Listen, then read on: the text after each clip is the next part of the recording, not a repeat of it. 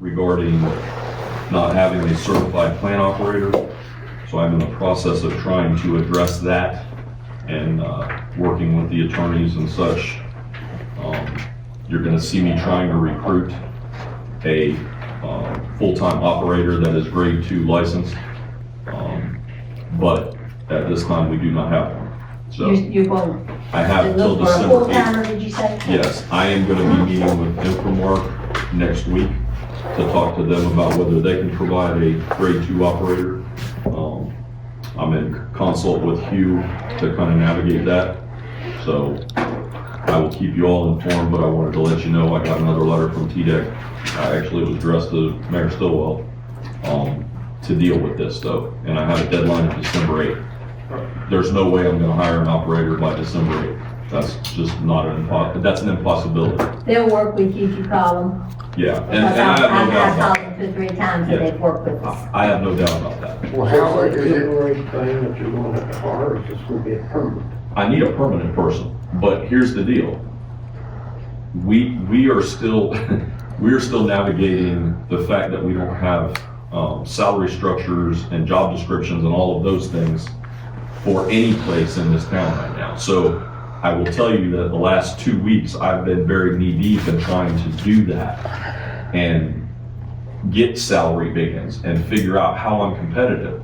And we can say that we're gonna compete with other towns of our size, but the reality is we're competing with Kingsport and Johnson City, big cities. And there isn't a surplus of wastewater operators out there that I'm gonna be able to entice from wherever they are to come to the town of Mount Carmel because of what we're dealing with and the salary structure. So therein lies part of my challenge is I'm gonna end up having to pay to do that. That's why I'm meeting with this Infomark group, because that's what they do as a living is they go run plants. Maybe they can provide us operators for a time. Did Emily talk to them with her before? She did. Okay. And there was talk about them taking over the plant or whatever. I'm not at that place right now, but I may be at that place at some point Okay. because we did have a resignation this week. That person will be leaving on the 22nd for a better job, making more money closer to their home. So I can't fault somebody for leaving. So you mean somebody's leaving from up there? Correct. So that's the reality. So we've got When the- another employee. Correct. I was present when that man from infrastructure was here, Infomark, from Mark, and he said that they would survey our situation to decide if they wanted to be on board with us. well, he called me several times when I first came on the job, but I wasn't in a position to have a conversation with him because I still didn't have my feet under me with where we were and what we're doing.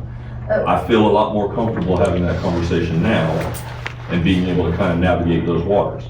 And I'll come back to you all as a board and I'll talk about, here's our options, here's what we can do, here's what we should do.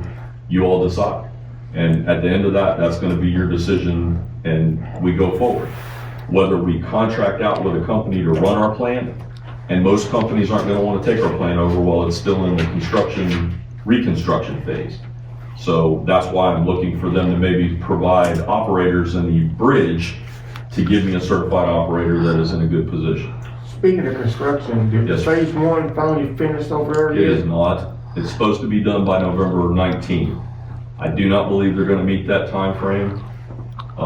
I'd rather not have too much discussion about that because there's some legal conversation that may have to occur after that.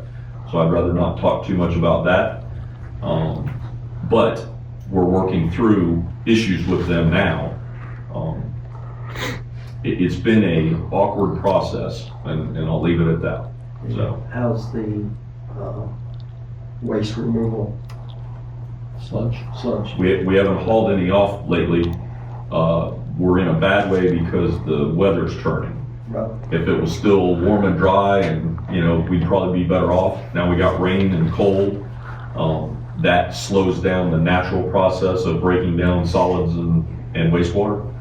So I say all that to say, we're still circulating 10-year-old sludge in some instances.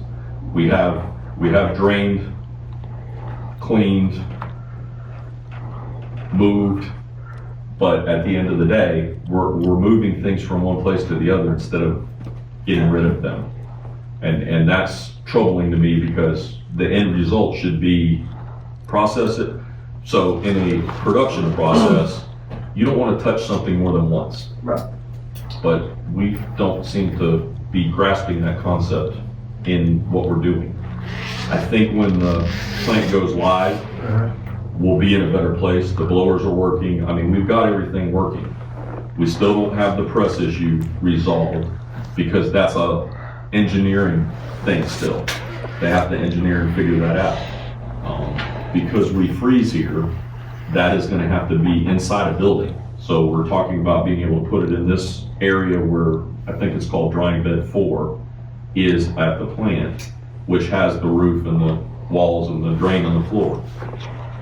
The challenge with that is we have to have an engineering study done on the building to make sure it can handle the vibration and all the things that go with the heavy equipment in there working. And they're looking at several things: screw press, belt press, volute press. There's 3 different ones of them. The volute gives us the best return water reduction out of the waste, so it's dry and able to be hauled off, and we're not paying excess water weight in a haul off. But if you got one of something, you got nothing. And the reason I say that is we had one belt press before, and for whatever reason that got sent to some field and nowhere to be found again. We have to have redundancy, and I think the reason we're in this place is because that broke way back when, never got repaired or replaced. So that's some of the stuff that we're working through with the engineering side, building a redundant system where if this press goes down, this press goes into service and that press can be repaired, but the production line never breaks down. If you don't have that redundancy, the production line breaks down, and I liken it to the Lucy episode with apple pies. Everybody, well, maybe I'm old. People don't know what I'm talking about, but you know, the conveyor belt's going with the pies and you had to do each step, and if you didn't do each step, well, they backed up on each other. So I say all that to say that's a Work in progress. and it'll continue to be a work in progress. That's the other thing. There is no fast fix here. There is no quick snap my fingers and make it all go away and fix it for us for the foreseeable future. Are we still paying out lawyer and nationals? Yes, Okay. and we need to, I know, because we're knee deep with TDEC still. I just wonder how many payments have we made to him? I know we had like a cutoff, where we was gonna go to. I don't know what it is at this point. I would have to pull the records. I don't have that off the I top didn't know of if we my was head. getting close to that or not, that's why. Tyler, we make a note to pull that down. Well, Teresa and I have been meeting with the engineers for several months now. And they have told us that phase 2 would be starting in November. Has phase 2 started yet? I'm not having to start on anything till they're done with phase 1. I I'm don't saying want, though, they should have had phase 1 already done because that was, November 19th was their deadline to have it done. And if not, then they pay liquidated damages of whatever. Yeah, I know they hit rock, and that's a little Per bit day. down a lot. Well, they have some weather days that they've asked for too, and they'll probably get them because of the storm that we Right. had. However, I say all that to say, there's questions that have been posed and some of those things, and I'm not appreciating the answers that I'm getting back from the construction company nor the engineering firm. So, you know, I was probably like many of you, you flush a toilet, it goes away, you never think about it again. Now I understand the life cycle of solid waste. And the answer is it's a complex process, but it's not unsolvable.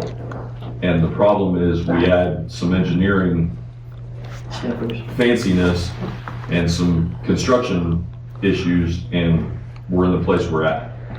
Now, they didn't create these things. This has been decades in the making.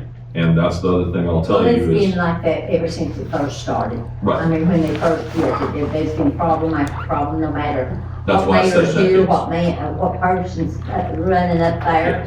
Yes. It's been a constant battle. That's why I said decades, and so that's why it can't change overnight. And, you know, we're gonna be patient, but I'm also not a very patient person. I like things to get done. Well, when they give you a date, yes, you can say, well, the weather and the the hurricane and all that, we can understand that, but this should have been, this phase should have been, already been done, and we've been after. That's why we got contracts. Yep, and that's the other part is we've been meeting with those engineers the same as you, and we just had our last meeting, last week.